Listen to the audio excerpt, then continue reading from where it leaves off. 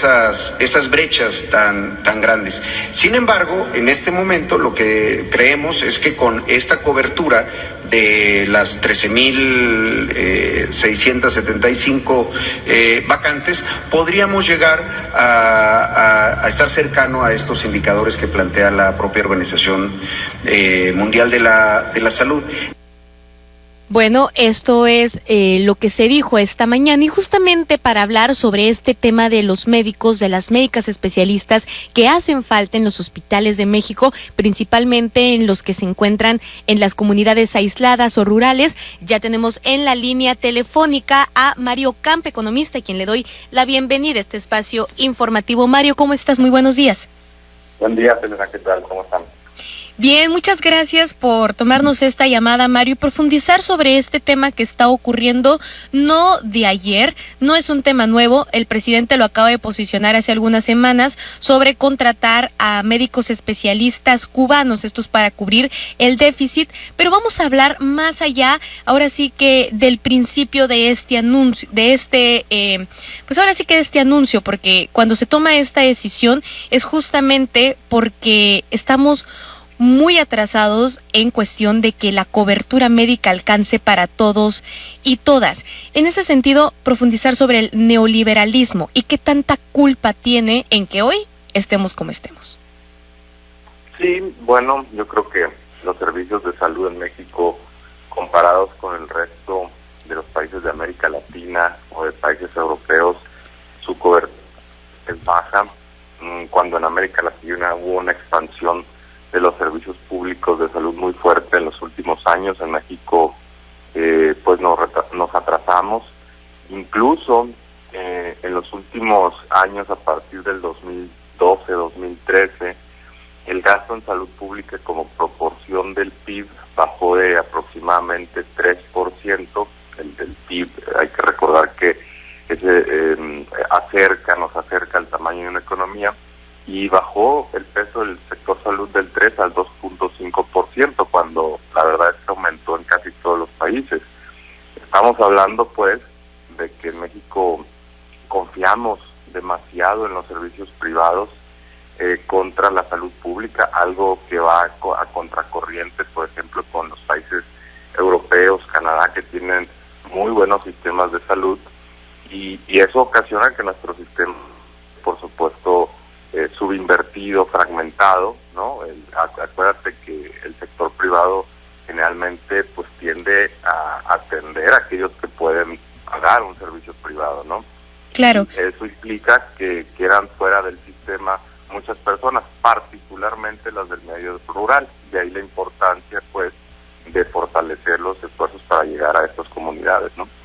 Claro, y sobre todo que tenemos años que en México la salud, más que como un sentido de un derecho humano, se ha visto como un negocio. Y tan es así que muchas veces hasta son los mismos médicos que te atienden en las clínicas privadas, son los mismos médicos que también atienden en la salud pública. Lo que pasa es que pues no hay suficientes como para darle cobertura a todos y todas. Bueno, sí, hay unos casos de flagrante corrupción, ¿no? Médicos que tendrían que estar cumpliendo su turno o atendiendo en los hospitales y se arreglan por fuera del hospital. Eso es corrupción, ¿no? Pero sí, en general, pues estamos todavía lejos de la cobertura universal de salud. Hay que recordar que parte de la expansión de Bienestar o parte de la expansión del INSABI es atender a personas que no necesariamente están trabajando, porque quienes trabajan en el sector público tienen acceso, por ejemplo, al ISSSTE, puede ser a los hospitales de Pemex, del Ejército, y quienes trabajan en el sector privado pues tienen acceso al IMSS. Pero ¿qué pasa con las personas que no tienen un trabajo? Muchos de ellos quedan totalmente desatendidos. Entonces se está haciendo un esfuerzo para llegar a esas personas, y hay que recordar que para que un hospital pues sea funcional, tiene que tener camas y tiene que tener médicos y enfermeras. Y en algunas ocasiones, debido a la desatención que tuvo el sector salud en México, pues tenemos grandes faltantes, déficit mal, y de ahí que sea importante pues fortalecer esto si estamos pensando en expandir la capacidad física, porque no es únicamente construir hospitales, sino equiparlos, tanto de equipo, medicamentos, como a su vez del recurso humano indispensable impensable, ¿no?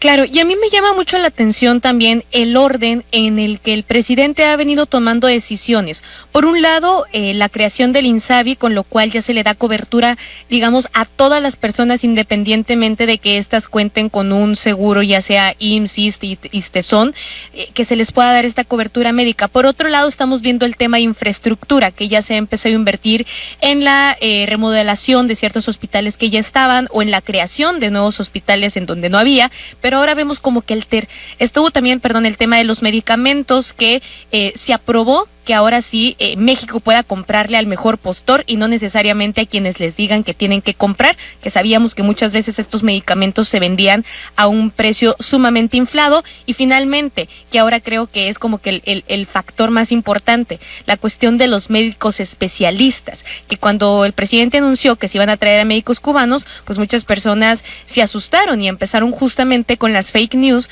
a decir que ya nos iban a contratar médicos mexicanos, lo cual es completamente falso. La parte de querer sembrar miedo. Sí, por supuesto, la verdad es que hay dolo en ese tipo de comentarios.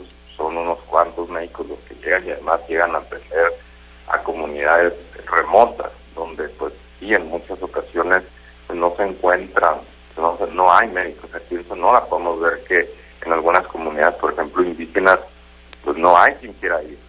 Debemos aceptarlo como es. Y en ese sentido, pues cualquier refuerzo es indispensable. La verdad es que los argumentos que se han utilizado, pues suenan a, dicen en Estados Unidos, pues los xenófobos, ¿no?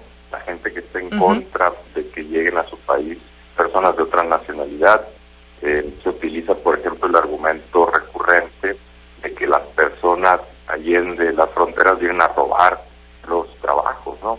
Que vienen a quitarnos nuestros puestos, cuando eso pues suele estar totalmente exagerado, sobredimensionado, atiende más a temores, a miedos, a fobias que a la racionalidad, ¿no?